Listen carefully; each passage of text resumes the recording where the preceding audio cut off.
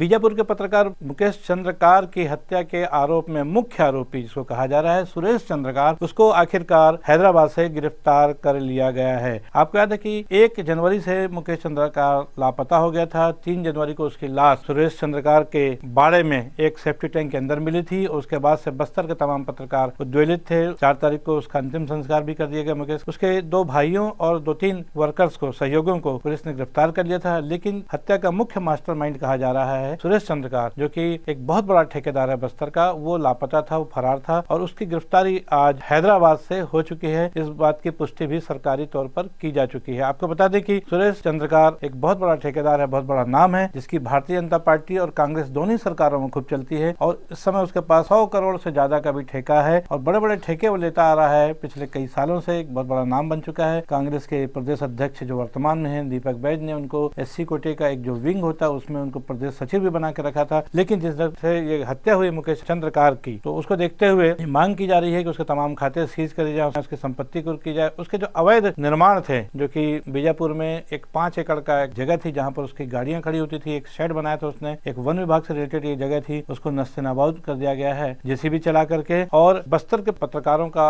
आक्रोश अभी शांत नहीं हुआ है। लेकिन इस बीच जो गिरफ्तारी हुई है अभी सुरेश चंद्रकार की, उससे ऐसा लगता है कि अब कानून का शिकंजा पूरी तरह से सुरेश चंद्रकार के इर्द गिर्द कस गया है। अब मुख्य बात यह है कि सुरेश चंद्रकार की गिरफ्तारी के बाद अब वो तमाम चीजें सामने आ जाएंगी। ऐसा कौन सी वजह थी, एक ऐसा कौन सा कारण था जिसकी वजह से मुकेश चंद्रकार की हत्या इन लोगों को करनी पड़ी, ये बहुत बड़ा सवाल है। ये भी पता लगा है कि सुरेश चंद्रकार और मुकेश चंद्रकार दोनों आपस में कहीं न कहीं एक समाज के थे, साथ ही साथ कुछ रिश्तेदारी में भी थे। इस बात का भी बात बार आ रही कि दोनों रिश्तेदार होने के बावजूद भी इतनी बड़ी घटना हो गई और पुलिस प्रशासन के लिए ये बहुत बड़ी चुनौती थी। मुख्यमंत्री विष्णुदेव साय ने भी इसमें दुख जताया है। बहरहाल अब देखना यह है कि सुरेश चंद्रकार की गिरफ्तारी के बाद ऐसे कौन से राज हैं जो सामने आने अभी बाकी थे और हत्या की क्या वजह थी, सबसे प्रमुख बात तो ये, और किस तरह से उसकी हत्या की गई ये दूसरी बात होगी जब बयान लिए जाएंगे सुरेश चंद्रकार से। और इस उम्मीद की जा रही है कि बहुत जल्द वो सारे बयान आम जनता के सामने भी होंगे। सुरेश चंद्रकार के बारे में एक बात और, बीते 10-12 सालों में सुरेश चंद्रकार का जो आभा मंडल था ठेकेदारियों की दुनिया में बहुत बढ़ गया था। और 2021 में जब उसने शादी की थी तब वो जगदलपुर से जब बारात वापस आ रही थी तो दुल्हन की विदाई उसने हेलीकॉप्टर में की थी। बाकायदा एक हेलीकॉप्टर को बुक कराया गया था और उस दौर की वो सबसे बड़ी शादी थी और जिसमें करीब 10 करोड़ से ज्यादा रुपए खर्च हुए थे। दुल्हन की विदाई हेलीकॉप्टर के जरिए कराने की वजह से सुरेश चंद्रकार लगातार सुर्खियों में भी था। भारतीय जनता पार्टी और कांग्रेस के निसंदेह तमाम बड़े नेताओं से उसके सीधे संपर्क थे। इस बात से इनकार कोई भी पार्टी नहीं कर सकती है और आम पत्रकार भी इस बात को जानते हैं। मुकेश चंद्रकार की हत्या